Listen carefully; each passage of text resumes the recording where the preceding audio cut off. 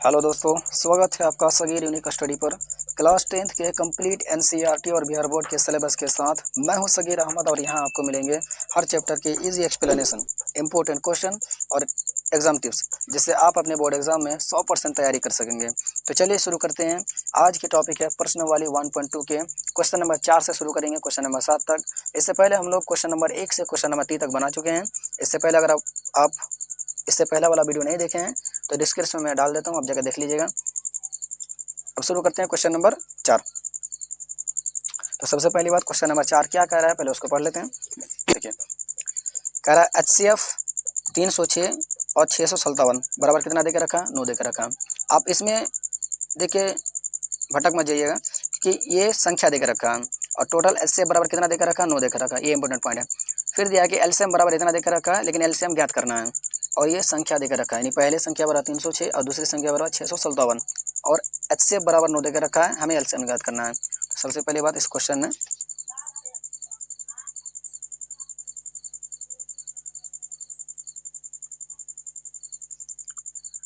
प्रश्न नंबर 4। प्रश्न नंबर 4 में क्या कह रहा है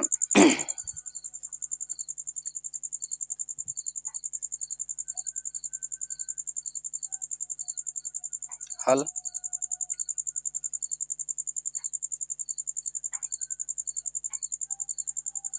दिया है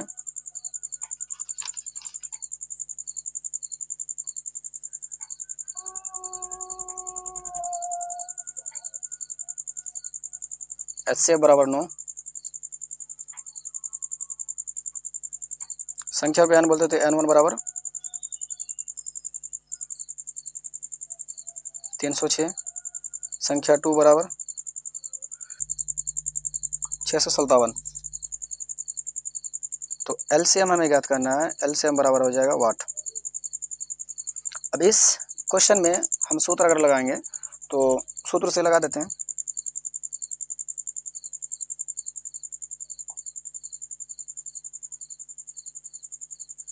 सूत्र से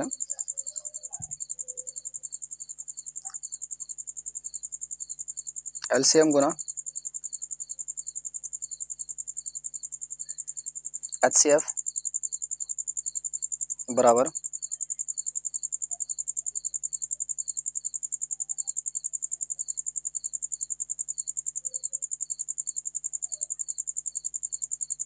संख्याओं का गुणनफल। संख्याओं का गुणनफल। तो यहाँ पे एलसीएम तो नहीं देकर रखा है, एलसीएम का मान एलसीएम में रखेंगे, लेकिन यहाँ पे HCF बराबर 9 देकर रखा है और दो संख्या क्या है, 306 गुना 657। अब अगर हमें एलसीएम का मान चाहिए तो एलसीएम बराबर क्या आएगा, क्योंकि 9 यहाँ पे गुना पे है तो बराबर किधर आएगा, तो क्या आएगा, बट्टे में आएगा। तो यहाँ पे आ जाएगा एलसीएम बराबर 306 गुना 657 बट्टे में 9। 9 को जब इसमें से भाग लगाएंगे तो सबसे पहली बात यहाँ से लग जाएगा 9 तिहाई 27, 3 बचे, 3 और 6 कितना, 36, 9 चौके 36। तो यहाँ पे कितना आ गया, एलसीएम बराबर 34 गुना 657। 34 गुना 657 जब करेंगे तो यहाँ पे आ जाएगा बराबर 22 338। तो आता है एलसीएम बराबर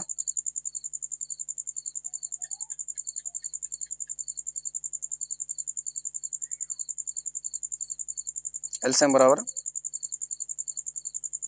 22 338। यही क्या है, इसका आंसर है।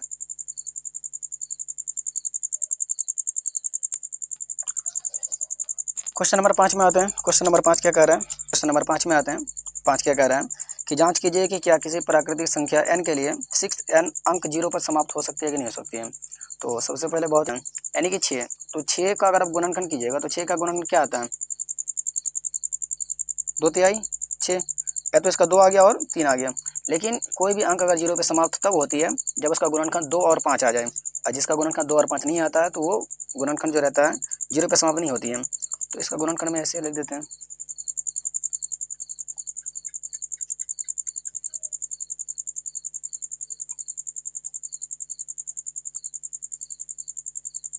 प्रश्न नंबर 5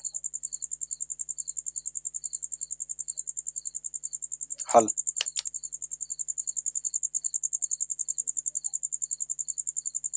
सिक्स एन का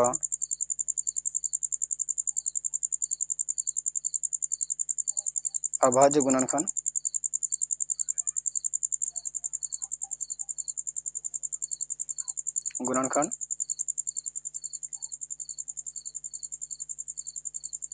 दो गुना 3n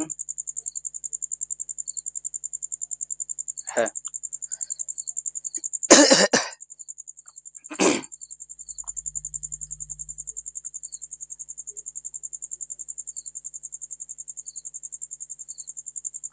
इसलिए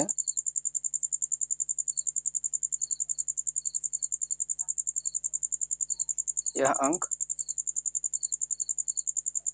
0 पर समाप्त नहीं हो सकती।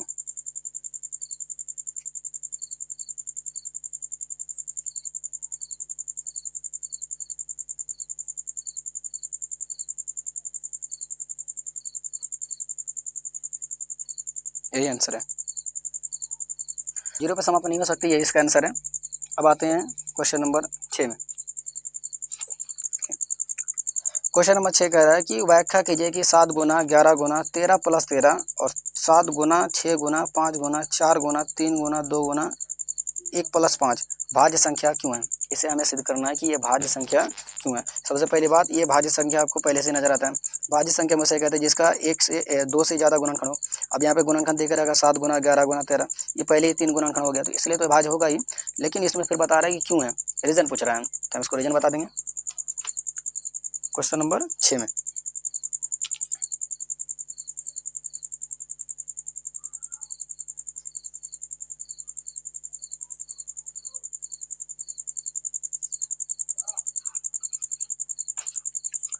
क्वेश्चन नंबर 6 में है कि 7 गुना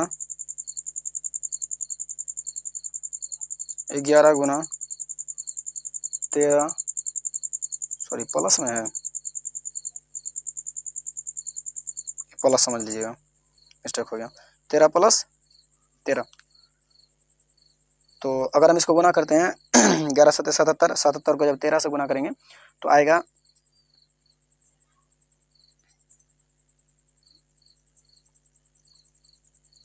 1001 और प्लस में 13, 1001 और 13 कितना हो जाता है,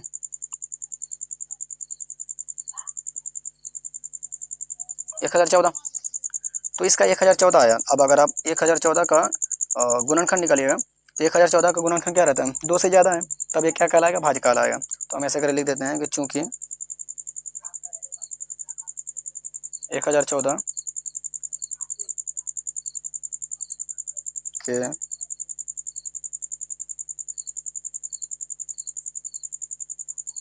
अभाज्य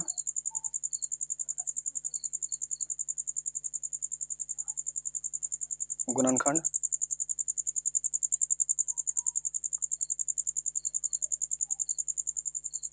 2 से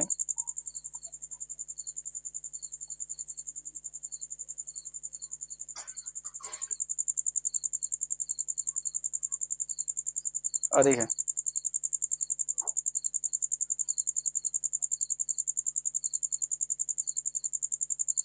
इसलिए 1014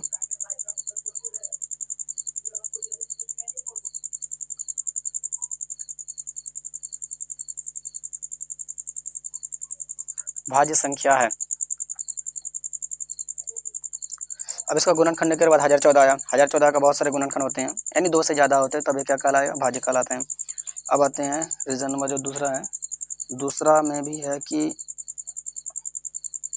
7 गुना 6 गुना 5 गुना 4 गुना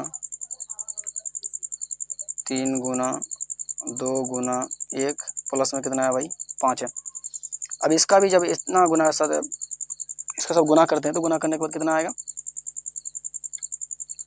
5040 आएगा। अब गुना करके देख लीजिएगा, 5040 और प्लस में कितना है 5 है, तो बराबर कितना आएगा 5045। तो इसका भी वही हल कर देंगे कि 5045 का गुणनखंड 2 से ज़्यादा होता है, इसलिए क्या कहलाएगा, भाज्य कहलाएगा। तो चूँकि 5005 का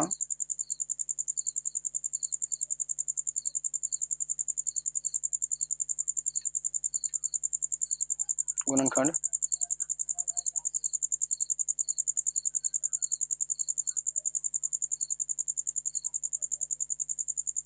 2 से ज़्यादा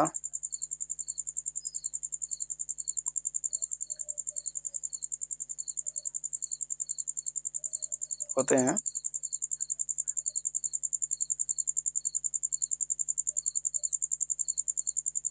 इसलिए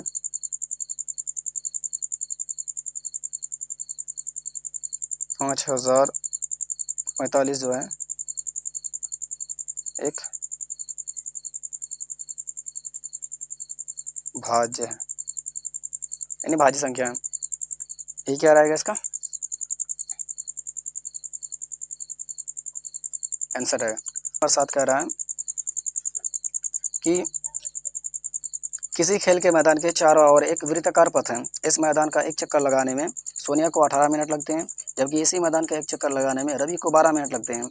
मान लीजिए वे दोनों एक ही स्थान और एक ही समय पर चलना प्रारंभ करके एक ही दिशा में चलते हैं। कितने समय बाद वे पुनः प्रारंभिक स्थान पर मिलेंगे, है ना, कितने समय बाद, यानी इसमें कम से कम पूछ रहा है। तो एलसीएम निकलना होगा।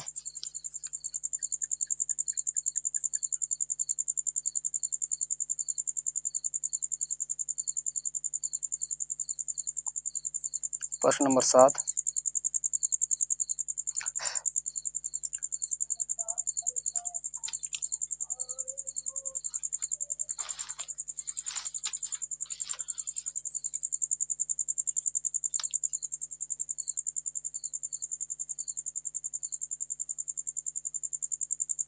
हल।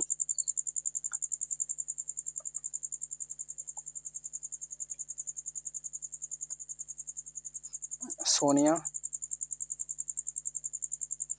द्वारा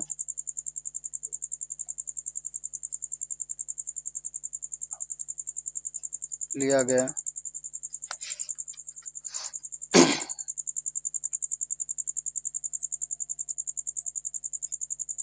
समय बराबर हो जाएगा 18 मिनट, 18 मिनट। और उसके साथ और कौन था, रवि।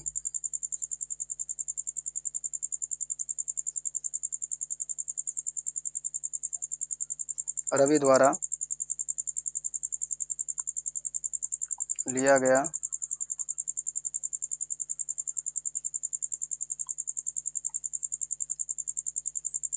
समय बराबर कितना है, 12 मिनट है, 12 मिनट, ठीक है।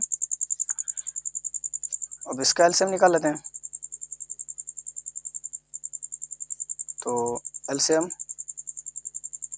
18, 12 2 से कट जाएगा, 2 9 18, 2 छक्के 12, 3 तिहाई 9, 3 दूनी 6, और तो नहीं कटेगा। तो एलसीएम बराबर 2 गुना 3 गुना 3 बराबर आ जाता है इसका 36। 3 तिहाई 9, 9 दूनी 18, 18 दूनी 36। तो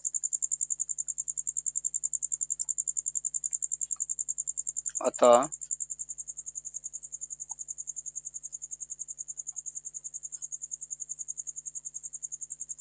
वह दोनों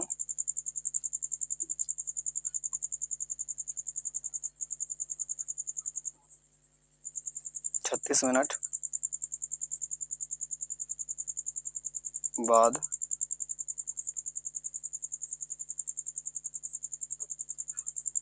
एक ही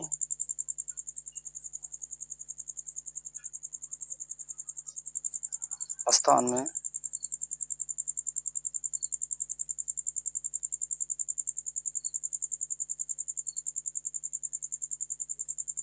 कितने मिनट बाद एक ही स्थान में मिलेगी।